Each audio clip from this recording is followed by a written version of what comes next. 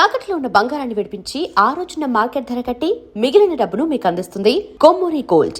రాజమండ్రిలో డాక్టర్ ప్రియాంకని ఇద్దరు దుర్మార్గులు చాలా దారుణంగా బైక్ని ఢీకొట్టేసి వెళ్ళిపోయిన ఘటనలో డాక్టర్ ప్రియాంక పరిస్థితి చాలా అంటే చాలా సీరియస్గా ఉంది. డాక్టర్ లేక హోప్స్ లేవు అని అన్నట్టుగా కూడా సమాచారం వస్తుంది. సో ప్రియాంక తండ్రి ప్రస్తుతం నాతో పాటు ఉన్నారు. సార్, అత్యంత బాధాకరమైనటువంటి విషయం. మీరు ఎలాంటి పరిస్థితులు ఉన్నారో మేము అర్థం చేసుకోగలం. సో ఏం చెప్తారు సార్? ఏముంది సార్, చాలా దారుణం జరిగిపోయింది. మా ఫ్యామిలీకి చాలా దారుణమైన పరిస్థితి ఏర్పడింది. మా అమ్మాయి చావు బతుకుల్లో కొట్టుమిట్టాడుతుంది. ఇట్లా జరుగుతుందని మేము ఎప్పుడు అనుకోలేదు సార్. మేము చాలా ఆశలు పెట్టుకున్నాం ఆమె మీద. చక్కగా చదివించి ఆమె కూడా బాగా చదువుకొని ఈ స్థాయికి వచ్చిన తర్వాత, అంటే ఒక పీజీ డాక్టర్గా ఎదుగుతున్న టైంలో దుర్మార్గులు వాళ్ళ మైండ్ సెట్ చాలా క్రిమినల్ మైండ్ సెట్ ఉన్నట్లుగా కనపడుతుంది. ఆ ఫుటేజెస్ చూసారో లేదో మీరు? కొన్ని ఫుటేజెస్ వచ్చాయి. మద్యం మత్తులో ఉన్నారు, అక్కడ మాల్లో ఉన్న సిబ్బందితో కూడా గొడవ పడి వచ్చారు, హిట్ చేసినారు. ఒకసారి వీళ్ళు పిల్లలు తిరిగి చూస్తే కూడా వాళ్ళు దయ లేకుండా మళ్ళీ ముందుకు వచ్చి వాళ్ళని హిట్ చేసి మీద ఎక్కించిపోయినారు సార్. చాలా బాధేస్తుంది సార్. అసలు మా కుటుంబానికి మాకు తీరని లోటు, మా కడుపు కోత మేము ఎవరికి చెప్పుకోవాలో అర్థం కావట్లేదు సార్. మా బాధ. ట్రీట్మెంట్ జరుగుతుంది లోపల, డాక్టర్లు కూడా హోప్ లేదనే చెప్తున్నారు. ఆ రోజు నుంచి ఎంతో ప్రయత్నం చేస్తున్నాం సార్. ఏదో ఒక మూల అదృష్టం ఉందేమో, ఏదైనా మిరాకిల్ జరుగుతుందేమో, ఎట్లన్నా మా కూతుర్ని బతికించుకోవాలని పదే ప్రయత్నాలు చేస్తున్నాం సార్. కానీ పరిస్థితి అయితే చాలా విషమంగా ఉంది సార్. చాలా ఏమాత్రం చలనం లేదా సార్? డాక్టర్ చలనం లేదు, అసలు మన మీద ధ్యాస లేదు. ఆ వెంటిలేటర్ మీదనే ఊపిరి కొట్టుకుంటుంది ఇప్పటికీ. అది సార్. ఏమన్నా కళ్ళు తెరవటం కానీ అట్లా ఏమన్నా సార్? ఏం కళ్ళు, ఆ లైట్లు వేసి కూడా చూస్తున్నారు కానీ ఏమీ లేదు. ఇంకా ఆ హోప్ 1% అన్న ఉండొచ్చు అంటున్నారా? ఒకవేళ 1% అన్న ఉందేమో, బాగా అవుతుందేమో అని మేము ఆశించే ఇంకా ప్రయత్నాలు చేస్తున్నాం సార్. వాళ్ళైతే హోప్లెస్ చెప్తున్నారు సార్. ఇంకా ప్రయత్నించామని మేము మరీ వాళ్ళకి అడిగి ట్రీట్మెంట్ ఏదో ఒకటి చేయండి, బతికించండి అని మేము ప్రాధాయపడుతున్నాం సార్. అని సార్. సార్, పోలీసులు మిమ్మల్ని కాంటాక్ట్లోనే ఉన్నారా? ఏం చెప్తున్నారు పోలీసులు? పోలీసులు అయితే కాంటాక్ట్లోనే ఉన్నారు. అక్కడ రాజమండ్రిలో మేము వెళ్ళినప్పుడు కూడా వెంటనే వాళ్ళని పట్టుకొచ్చినారు సార్. మేము అక్కడ ఉండగానే పట్టుకొచ్చి పోలీస్ స్టేషన్లో వాళ్ళు అదే రోజు పట్టుకున్నారు సార్? అదే రోజే పట్టుకున్నారు. అంటే జరిగిన రోజు రాత్రి జరిగింది కదా సార్. మేము ఉదయానికంతా అక్కడికి వెళ్ళాము. అప్పుడు మీరు వెళ్ళేసరికి పట్టుకుని ఉన్నారు? లేదు సార్, పట్టుకొని లేరు, ప్రయత్నం చేస్తున్నారు. అప్పుడు తర్వాత పట్టుకున్నారని తెలిసింది మధ్యాహ్నానికి.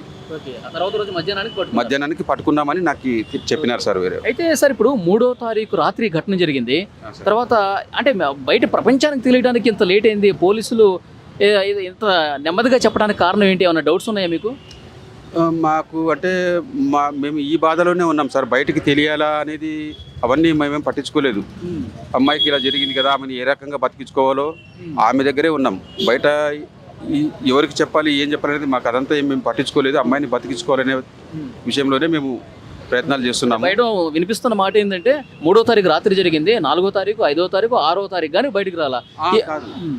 జరిగిన రోజు వాళ్ళు ఏమన్నారంటే బ్లడ్ లాస్ ఎక్కువైంది, అన్కాన్షియస్లో ఉంది, అంటే మేము హైదరాబాద్ తీసుకెళ్తాం, బెటర్ ట్రీట్మెంట్ ఇప్పించుకుంటామంటే వద్దు సార్, ఇప్పుడే బ్లీడింగ్ ఓవర్ అయిపోయింది, 2 లీటర్స్ పైనే బ్లడ్ లాస్ అయిపోయింది, లోపల అంతా ఈ ఫేసు ఇదంతా ఇంజురీ ఇరిగిపోయినాయి, ఈ దవడ పళ్ళు అన్నీ ఇరిగిపోయినాయి, ఇక్కడ ఎక్కింది, ఎక్కడైతే డ్యామేజ్ జరగకూడదు అక్కడే జరిగింది.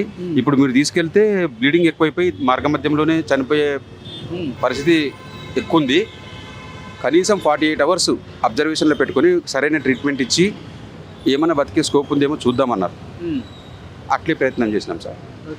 మళ్ళీ 48 అవర్స్ కాకముందే, 1 గంట ముందే, మరుసటి రోజు అంటే నెక్స్ట్ డే కాదని మళ్ళీ నెక్స్ట్ డే 3వ తారీఖు జరిగితే 5వ తారీఖు సాయంత్రం 8ంటికి మేము అన్నీ వాళ్ళతో మాట్లాడుకుని ఇక్కడ కిమ్స్కి తీసుకొచ్చినాం సార్, హైదరాబాద్కి. ఇక్కడ ఏమన్నా బతికిస్తారేమో, ఇక్కడ కొంచెము అడ్వాన్స్ టెక్నాలజీ, కొంచెం బాగా ఎక్స్పర్ట్స్ డాక్టర్స్ ఉంటారు కదా, ఆ హోప్తో అంబులెన్స్ మాట్లాడుకొని వెంటిలేటర్లో పెట్టుకొని ఇక్కడికి వచ్చినాం సార్. ఇక్కడికి వచ్చిన తర్వాత వీళ్ళు అడ్మిట్ చేసుకున్నారు. చాలా సర్వ ప్రయత్నం చేస్తున్నారు వాళ్ళు, అయినా కూడా హోప్లెస్ గానే. అంటే మీరు మెరుగైన వైద్యం కోసం అక్కడి నుంచి ఇక్కడికి తీసుకురావటం, ఇక్కడ మానిటరింగ్ చేయడం ఇదంతా జరుగుతుంది. పోలీసులు కూడా ఇన్ఫర్మేషన్ ఇస్తున్నారు. కానీ బయటికి ఆ రోజు జరిగినప్పుడు ఏదో సీసీ కెమెరాలు చూడటం కానీ అది బయట పెట్టడం కానీ, సో దీనికి సంబంధించి ఎందుకు చెప్పలేదు బయటకు అన్నట్టుగా ఒక సమాచారం. అంటే నిందితుల తరఫున ఎవరైనా సపోర్ట్ చేస్తూ బయటికి రాకుండా చేశారా? అంటే అక్కడ ఏం జరిగిందో మాకైతే తెలియదు సార్. బయటికి వచ్చిందా లేదా అనేది మాకేం తెలియదు సార్. మా బాధలో మేమున్నాము. మా అమ్మాయికి జరగాల్సిన ట్రీట్మెంట్ కరెక్ట్గా జరుగుతుందా లేదా, సరైన జాగ్రత్తలు తీసుకుంటున్నామా లేదా, దీని మీదనే ఫోకస్ పెట్టినాం సార్. తర్వాత మాకు తెలిసింది ఏంటంటే పోలీసు వాళ్ళు కరెక్ట్గానే స్పందించారు. వాళ్ళని పట్టుకొచ్చే ప్రయత్నం చేస్తున్నారని తెలిసింది. మధ్యాహ్నానికంతా పట్టుకొచ్చారని కూడా తెలిసింది. తర్వాత హాస్పిటల్కి పోలీసు వాళ్ళు వచ్చారు. నేను అనుకుంటా సిఐ గారు, ఎస్ఐ గారు, మిగతా కానిస్టేబుల్ కొంతమంది అంతా 5-6 వచ్చారు. తర్వాత జిఎస్ఎల్ మెడికల్ కాలేజ్లో చదువుతుంది కదా మా అమ్మాయి, కాలేజ్ చైర్మన్ గారు అందరు వచ్చారు. ఇలా జరిగిందండి, సిచ్యువేషన్ ఇలా ఉంది, అమ్మాయి కండిషన్ ఇలా ఉంది అని చెప్పారు. క్లియర్గా మాకు ఎక్స్ప్లెయిన్ చేశారు. మేమేం కోరుకున్నామంటే ఇంత దుర్మార్గంగా ఇటువంటి మైండ్ సెట్ ఉన్న వాళ్ళని శిక్షించాలి. ఇంత దారుణంగా మాలాంటి వాళ్ళ కడుపు కోతకి వీళ్ళే కారకులు, ఇటువంటి వాళ్ళని శిక్షించాలా. చాలా దారుణమైన, అక్కడ స్పీడ్ కూడా లేదు సార్. రోడ్ యాక్సిడెంట్ అంటే స్పీడ్లో పోయేటప్పుడు బై మిస్టేక్ జరిగేవి ఉంటాయి. ఇది వాంటెడ్లీ చేసినట్లుంది. వాళ్ళని పట్టుకోవాలి సార్ అని చెప్పి వాళ్ళకి సరైన శిక్ష పడాలని మేము అక్కడ కూడా అడిగినాము. ఆల్రెడీ మేము ఆ పని స్టార్ట్ చేశామండి, పట్టుకొచ్చామని. ఏంటి సార్ ఇంకొకరికి అసలు ఇలాంటిది ఉండొద్దు, ఇంకొక తల్లిదండ్రులకి ఇలాంటి కడుపు బాధ ఉండొద్దు, దానికోసం ఏం చెప్తారు సార్? నాకేమనిపిస్తుంది అంటే సార్, ఈ బాధ అనుభవించిన తర్వాత నాకేమనిపిస్తుంది అంటే, డ్రింక్ చేసిన వాళ్ళ వెహికల్స్ ఏమన్నా ఉంటే తాళం చెవి తీసేసుకొని పోలీసులకు ఇన్ఫామ్ చేసి వెహికల్ చేతికి ఇవ్వకూడదు సార్. వాళ్ళు ఎలా నడుపుతారో బయటకు పోయిందో, వీళ్ళు ఏం చేస్తున్నారు, ఫైన్ వేసి పంపించడమో లేకపోతే ఇంకెవరైనా వస్తే వెహికల్స్ ఇవ్వడమో అట్లా చేయకుండా లాగేసుకోవాలి. కీ లాగేసుకుంటే వెహికల్ పోదు కదా, వాళ్ళు తీసుకెళ్ళలేరు కదా.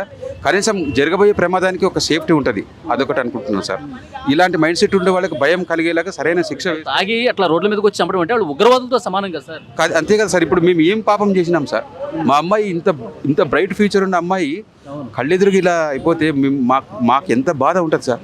మా ఫ్యామిలీకి ఎంత బాధ, కన్నవాళ్ళకి మాకెంత నరకం సార్. ఇది ఫర్దర్ లైఫ్ బతకడం ఏ రకంగా ఊహించుకున్నా ఎలా బతకాలో అర్థం కాని పరిస్థితి. ఇప్పుడు చదువంతా పూర్తయిపోయిన తర్వాత, ఎండీ కంప్లీట్ అయిన తర్వాత ఆమె కోసం సపరేట్గా ఒక హాస్పిటల్ పెడదామని చెప్పి ఆలోచన చేశారంట కదా సార్? అదైతే ఆలోచన అనుకున్నాము.